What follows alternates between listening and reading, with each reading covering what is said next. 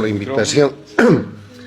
Por los 5 minutos que hay que usar, voy a hacer un apretado resumen tratando de no repetir cosas que ustedes conocen. Primero, quiero empezar diciendo que el siglo XXI está marcado por el crecimiento del castrismo. El siglo XX, del 59 a el inicio del siglo XXI, fueron décadas de castrismo señaladas por fusilamientos, violación de derechos humanos, crímenes de terrorismo, guerrillas rurales, urbanas, invasiones, narcotráfico. Cesó eso cuando cayó la Unión Soviética y montó el castrismo el Foro de Sao Paulo, que estuvo latente mientras Cuba agonizaba en su periodo especial, pero en el 99 llegó Chávez y le proporcionó dinero y petróleo y recreó el castrismo, que penetró en el siglo XXI con el discurso de movimiento bolivariano, Proyecto ALBA, después se llamó socialismo del siglo XXI, y hoy se denomina castrochavismo porque el castrismo del siglo XXI no existiría si no fuera por el aporte del dictador Chávez para recrearlo y para entregarle Venezuela entera. ¿Qué es el castrochavismo?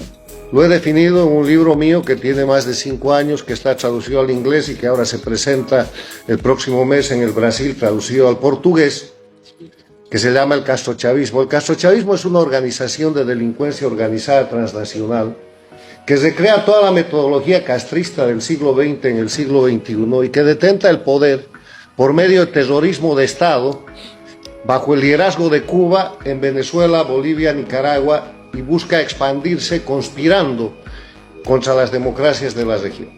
Entonces, ¿cuáles son las notas características del castrochavismo? Primero es castrismo del siglo XXI, nada más.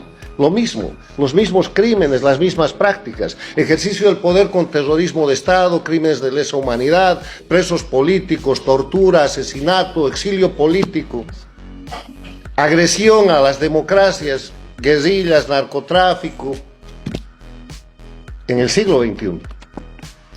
El segundo elemento es que ha logrado una organización de expansión de delincuencia organizada que abarca hoy día dictaduras que están ubicadas en Venezuela, en Bolivia, en Nicaragua, estuvieron en el Ecuador, tienen 2 gobiernos paradictatoriales en países democráticos que son México y Argentina, México con López Obrador y Argentina con Fernández Kirchner, y llamo regímenes o gobiernos paradictatoriales a gobiernos que, siendo países democráticos, han puesto toda su política exterior y gran parte de sus recursos internos para sostener y proteger a la dictadura de Cuba, para rehabilitar a la dictadura de Venezuela, para reponer la dictadura en Bolivia, cosa que han logrado, y para encubrir a la dictadura de Nicaragua.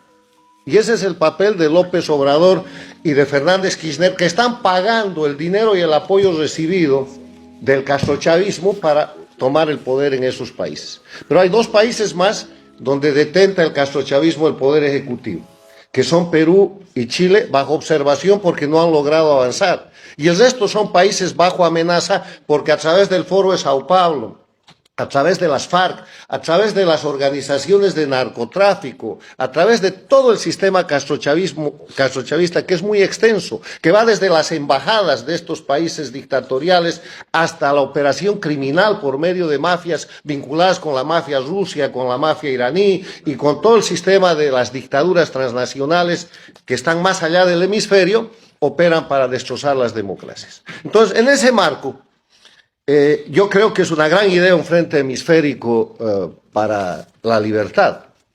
Debería ser más bien un frente hemisférico contra la dictadura, contra el crimen organizado.